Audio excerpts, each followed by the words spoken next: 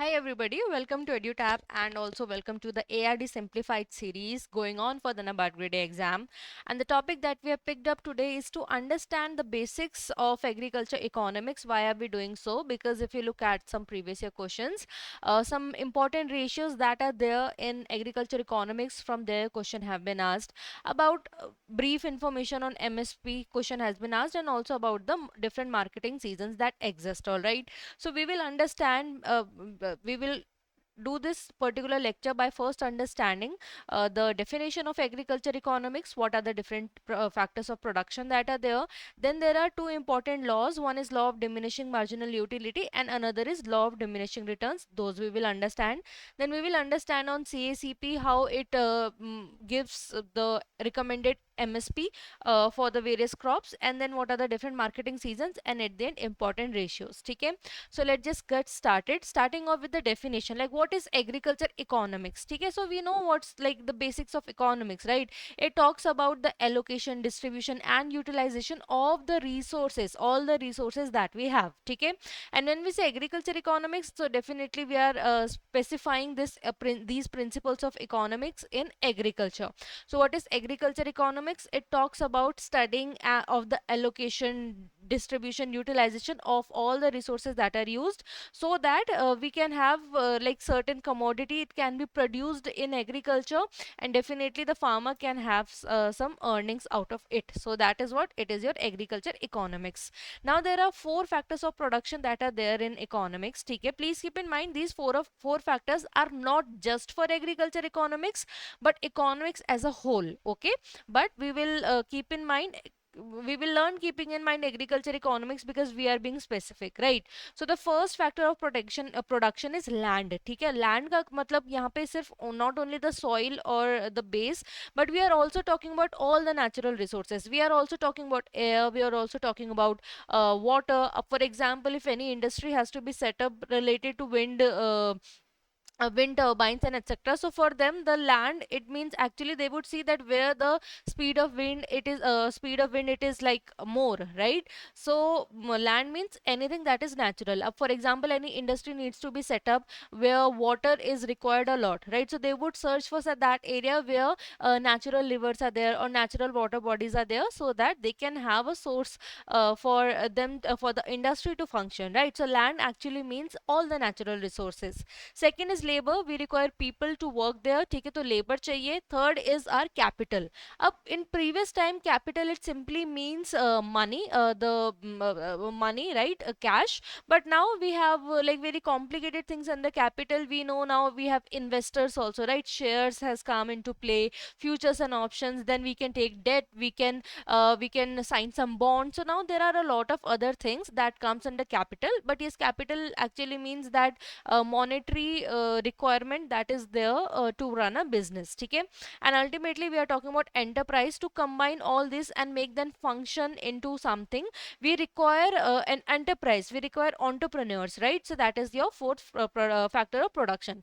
For example, there is a place where space is there, people live there, right? And you have some money, right? But you need somebody to collectively make something out of these different factors, right? So where there is where enterprise it comes into play.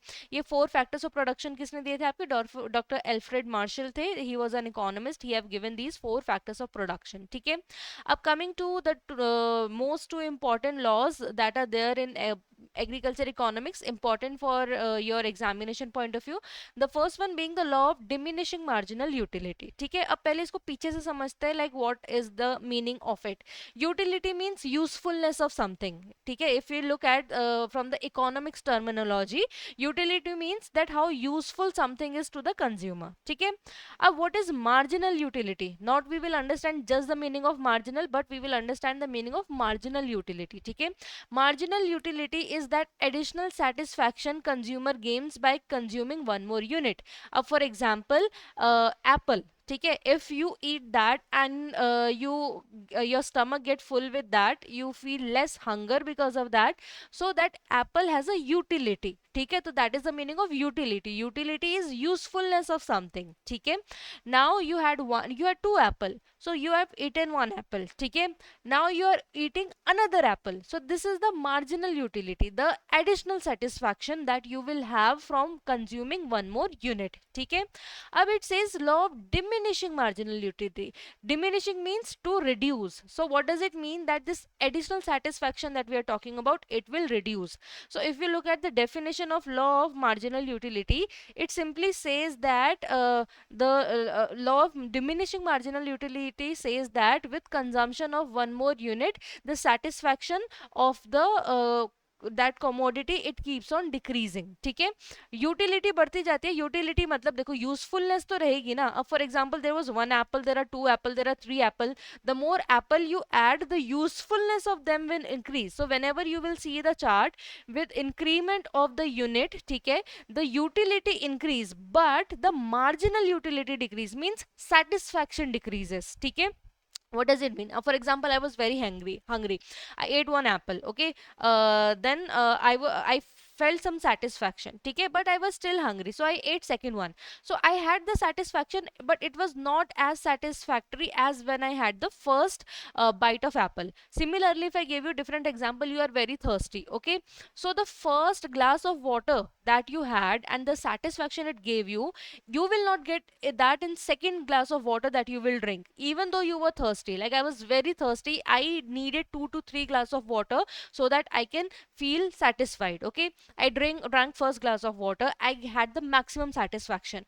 In second glass of water, I did have satisfaction, but it is nowhere comparable to what I had at the first glass, right? Similarly, when I drank the third glass of water, I still had satisfaction, but it is not comparable to the first or second glass of water. There will come a time, now I'm quite full with water, and like if I just drink even one sip of it, I am going to puke. Similarly, if I'm eating apples, I will my hunger will go gradually, and there will come a time when now I am full and I cannot eat one more apple, right? So this is what the law of diminishing marginal utility says, and it also says that there will come a time when the satisfaction marginal utility will get to the negative. Negative means that I talked about. Now I would want to puke if I take one more sip of water, or maybe if I get to eat another apple, I would vomit, right? So now that would be the negative satisfaction that I will be having, or the opposite of satisfaction, I would say, that we will be having. Okay, so what is law of diminishing marginal utility? It states that with every additional consumption of every additional unit, the satisfaction keeps on decreasing. The additional satisfaction keep on decreasing to the point where it becomes negative. Okay, how you can utilize this information in agriculture economics? For example, it's mango season. Okay, initially you must have observed that when only in one or two stalls you are looking you're finding mangoes, they are costlier, right? But what family says that wait for 1 week or 2 week, the prices will go down. How and why? Because then there is a lot of availability of mangoes in the market, right? Now what will happen? People will start consuming it, their satisfaction for it will decrease. See, the people, they would like to wait for a season, and whenever the season ends and they see some new fruit, they would want to eat it. But once they get eaten one or two times, then they become saturated with it, then they would like to eat those fruits, but they would not be craving as much as they might have before at the start of the season. That is why whenever any product that is surplus in the market, the farmer should understand the economy, that now because the availability is more, the satisfaction is going to decrease of the people, and so that to let them buy those products, the farmer should decrease the price. Even if after, like if there is full availability of mangoes in the market, even after that any farmer has kept the rates high, he will not get his product sold out. Why? Because any person might once or twice will buy anything expensive to enjoy, to eat, but not every time, right? So what happens, even if, like for example, there was just only one stall and there was only only one regular customer. First time he came, he saw mango and he bought, like for example, 100 rupees kg. Per kg he bought, he went back. Okay, next week he again came, he again bought chalo for 100 kg. Okay, but then after a while he would not see the satisfaction worth of rupees 100, because that craving has already been satisfied, right? So even if there was just one stall, then what the farmer should do eventually do to reduce the price of the mango so that the consumer will buy. ठीक है, तो this is how this particular law is utilized in agriculture economics. ठीक है.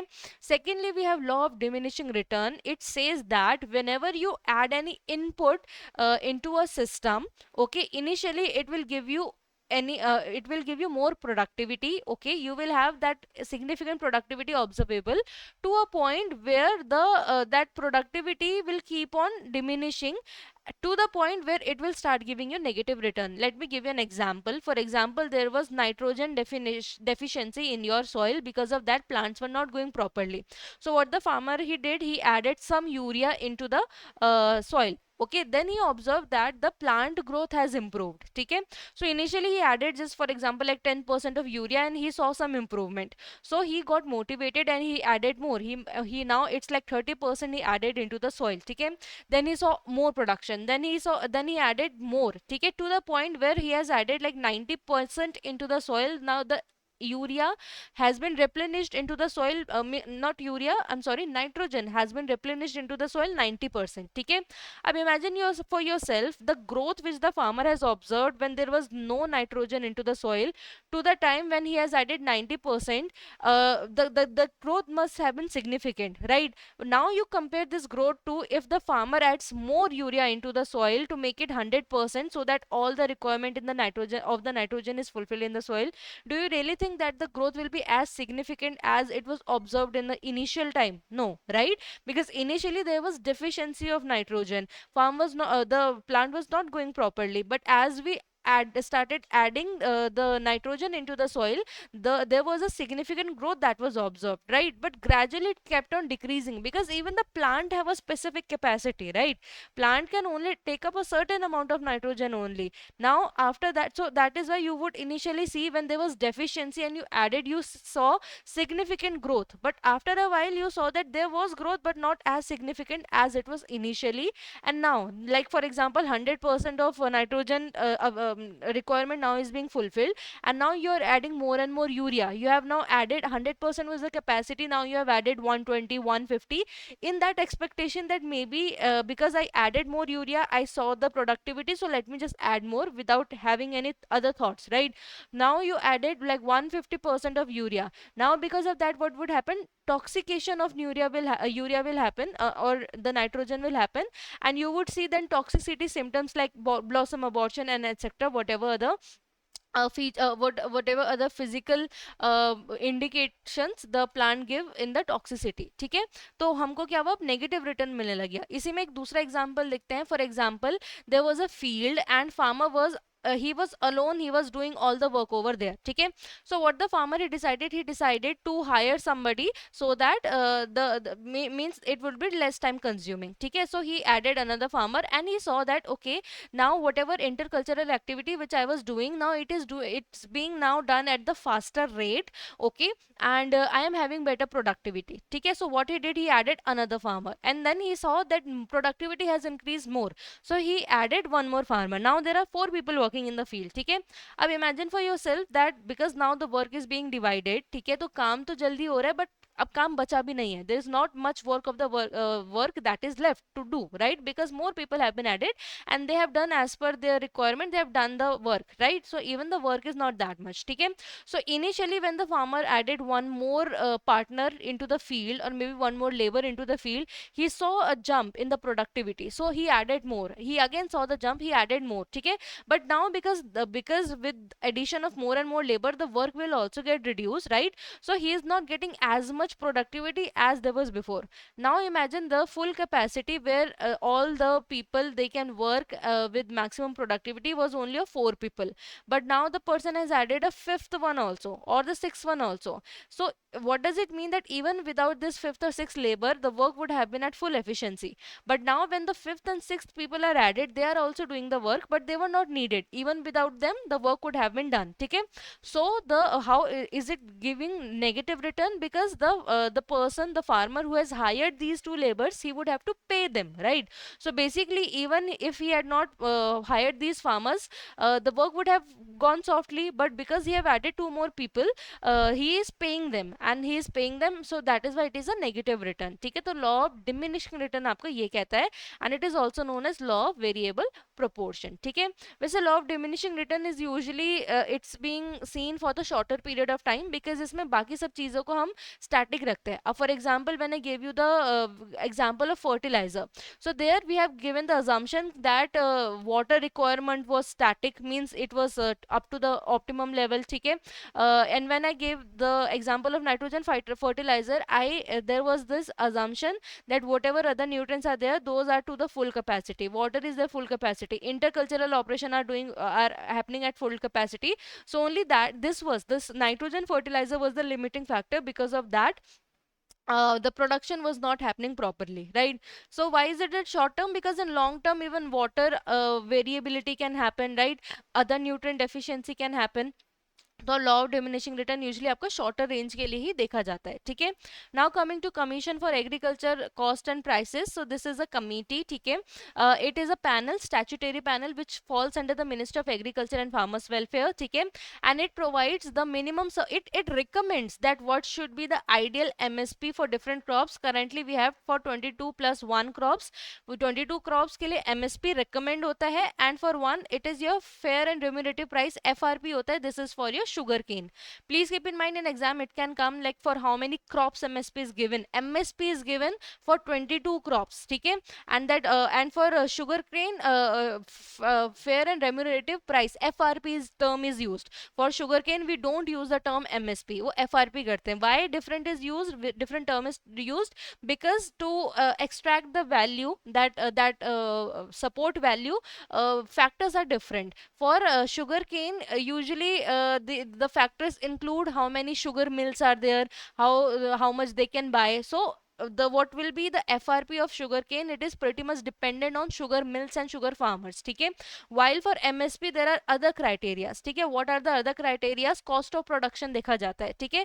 There we have three term, A2 plus FL and C2 concept. इसको समझते हैं. A2 basically we have to understand three term, A2, FL and your C2. ठीक है? This is FL.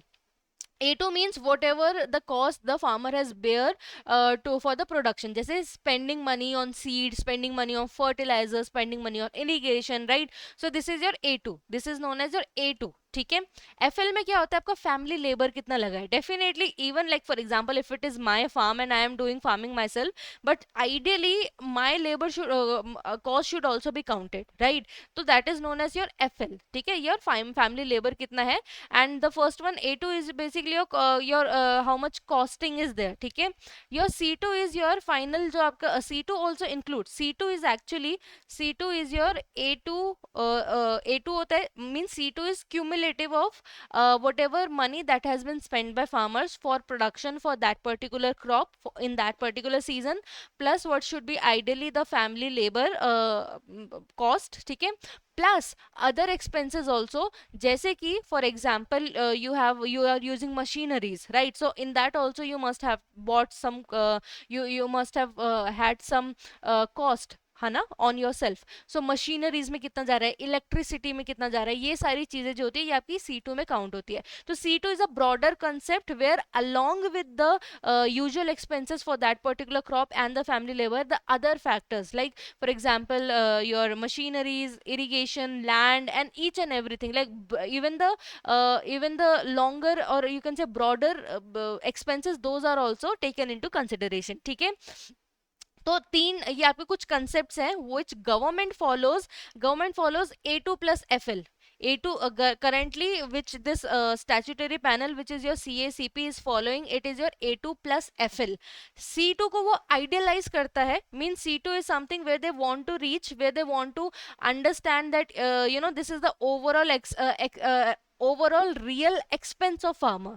ठीक है, this is the overall real expense of farmer, so this is where they want to achieve, but currently A2 plus FL जो है वो government follow करती है. तो मतलब आपका उस पर्टिकुलर सीजन में उस पर्टिकुलर क्रॉप में कितना खर्चा हुआ है प्लस फैमिली लेबर कितना लगा, तो उसके अकॉर्डिंग एमएसपी डिसाइड होते हैं. तो ये इनपुट प्राइस में कितना, और जब A2 एंड FL चेक करते हैं तो इनपुट प्राइस में कितना चेंजेस आ रहा है, फ्लक्चुएशन आ रहा है in fertilisers, in seed prices etcetera, what are the trends in market prices. ठीक है, डिमांड सप्लाई सिचुएशन कितना है, terms of trade, inflation, economy, environment, इन सबको करके ये जो है एमएसपी बनाई जाती है. ठीक है, please keep in mind, even for MSP, even for your FRP, the last say is of Cabinet Committee on Economic Affairs only.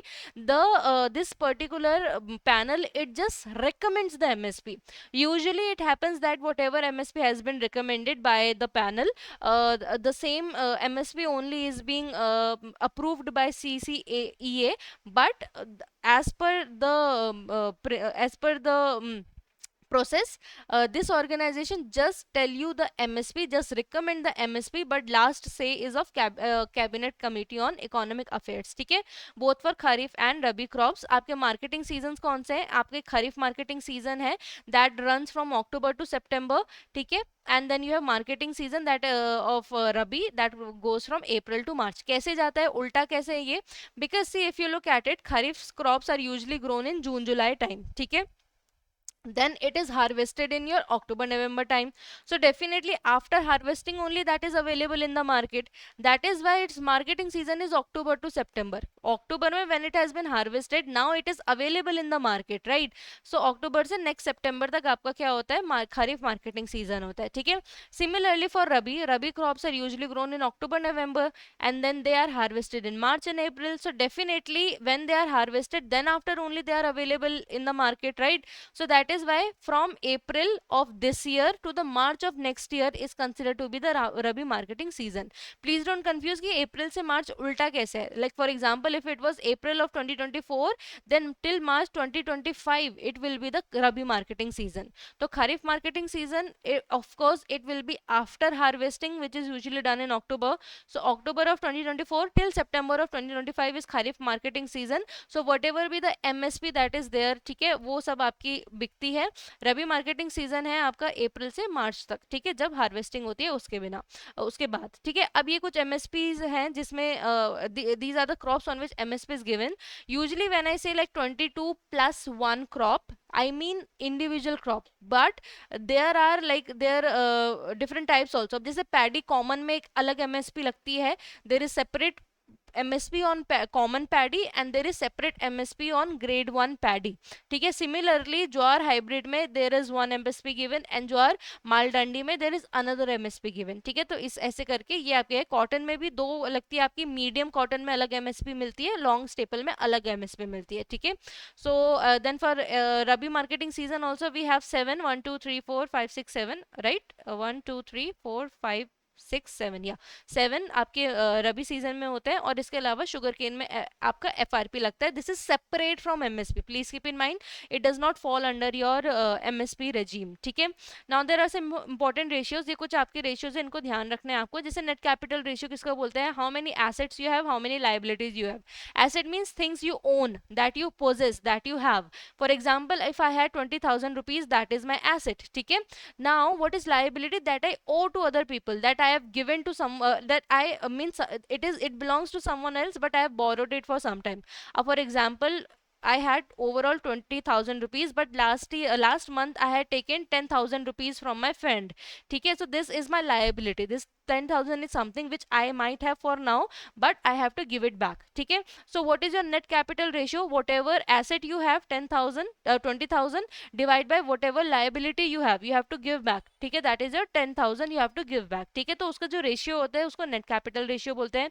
Current ratio is current asset and current liability what you have. अब what does current means, for example if I have a FD which is for 10 years. ठीक है, now I can get that amount only after 10 years, right? So that is not my current asset. Current asset means now, whatever I have immediately, whatever I have now, which I can buy and sell as per my requirement. So that is a current ratio, current asset plus current liability. ठीक है. अब acid test ratio क्या होता है? It is a quick asset upon current liability. What is quick asset? अब जैसे for example I have a home, ठीक है, आई have a house, that is my current asset. ठीक है.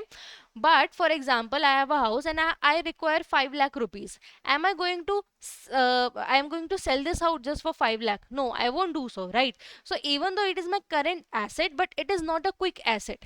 Quick asset means something, the how liquid the current asset you have means you can immediately sell it off to get something for yourself. That is your quick asset. So even though this house is a current asset for me, but this is not my quick asset.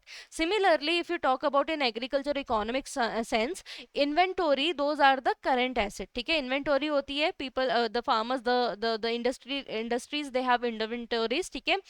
Those is your current asset, but that is not your quick asset if you require some lesser amount, right? So what is your asset test ratio? Quick asset कितना है और current liabilities कितना है, उसका ratio. Debt equity ratio, कितना debt है अभी आप पे और owner की net worth कितनी है.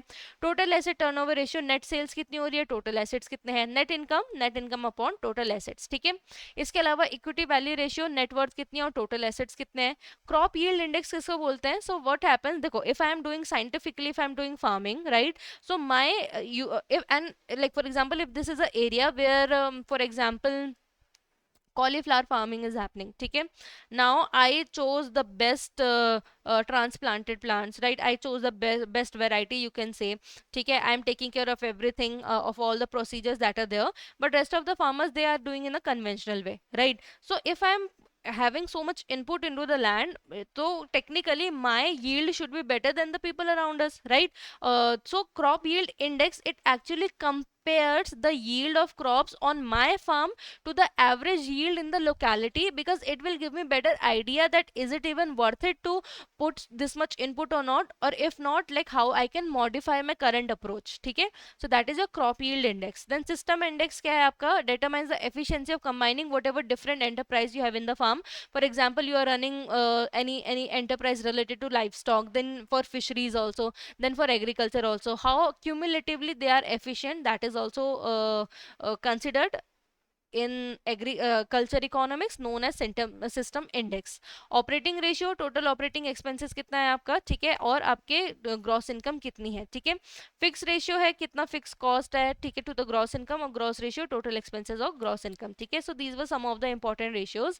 Now try to answer these questions, and that is all in this video. Thank you for watching. All the very best for your exam, and you can download this PDF from our Telegram channel, the link of which it is given in the description box below. Thank you everybody, and again, all the very best for your exam.